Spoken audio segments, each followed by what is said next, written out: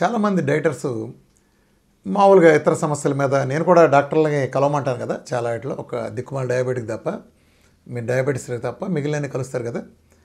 కలిసినప్పుడు డైట్ చేసామని చెప్పగానే కొంత వాళ్ళు కూడా అడుగుతారులే క్యూరియాసిటీగా, సార్ ఇది చేయొచ్చు అంటారా, వీఆర్కే డైట్ చేస్తాం. నిజానికి వాళ్ళు ఎప్పటి నుంచో చేస్తూ ఉంటారు, అయినా అడగాలి కాబట్టి అడుగుతారు ఫార్మాలిటీగా. అప్పుడు ఏమంటారండి డాక్టర్లు అంటే కొంతమంది అంటే అగ్గి మీద గుగ్గనలాగా చేసి భరతనాట్యం చేస్తారు.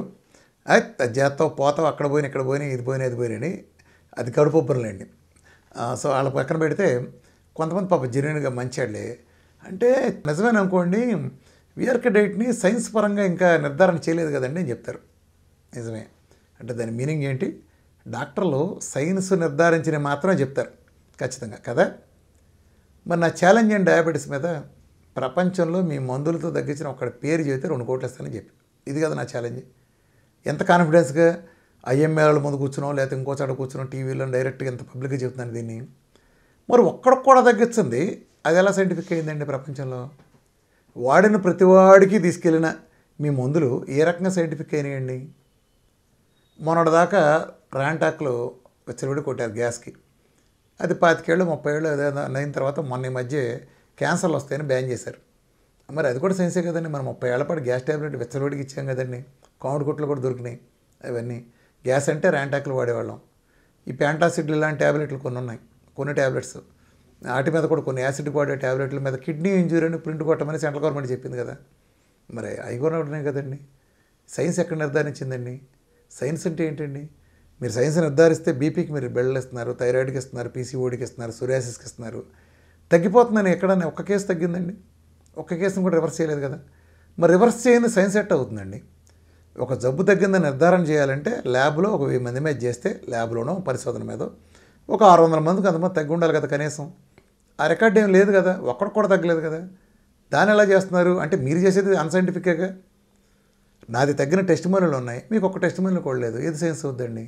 రెండోది అసలు నాకు ఆహారానికి సైన్స్ ఎందుకండి? ఒక మందు ఉంటే దాన్ని ప్లాసిబో టెస్టులు ఇవన్నీ చేసి అందులో ఒక సీక్రెట్ ఉంటుంది కాబట్టి, అందులో ఏముంటుందో తెలియదు కాబట్టి, దాంట్లో కెమికల్స్ అన్నీ ఉంటాయి కాబట్టి దానికి ఒక ప్లాసిబోలు సైన్స్ కావాలి. ఆహారానికి సైన్స్ ఏముందండి? మన కడుపులో నొప్పి వచ్చింది, మోషన్స్ అవుతున్నాయి, ఇంట్లో అమ్మమ్మో పెరుగులో మెంతులు వేసేస్తుంది తగ్గిపోతుంది, సైన్స్ ఏంటండి? ఎందుకు ఎల్డోపర్ కనిపెట్టాం కాబట్టి ఎల్డోపర్ వాడాలా? అవసరం లేదు, పెరుగులో మెంతులు సరిపోతాయి కదా. జ్వరం వచ్చింది, ఈరోజు కూడా ప్రపంచానికి తడిగొడ్డు పెట్టి తోడటం కంటే గొప్ప విద్య ఉందండి చెప్పండి. పారాసెటమాల్ పవర్ఫుల్లా లేకపోతే తడిగొడ్డ పవర్ఫుల్లా చెప్పండి? జ్వరం వచ్చినప్పుడు హై ఫీవర్ రన్ అవుతుంది, ఒళ్ళంతా పేలిపోతుంది, ఏదండి పనిచేసేది?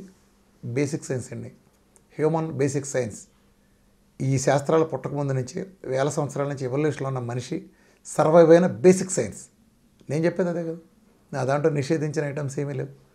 చక్కగా ఇమ్యూనిటీ పెంచుకుంటాం, మెటబాలజీ మార్చడం ద్వారా అన్ని రోగాలు తగ్గించవచ్చు.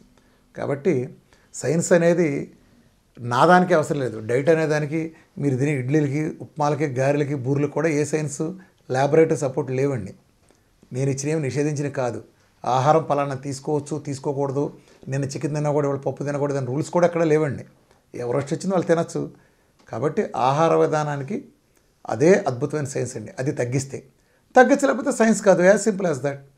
నా ధర్మాల ఫలితాలు చూడండి, ఒకసారి చేసిన వాళ్ళు కూడా చెప్తున్నారు కదా. Thank you.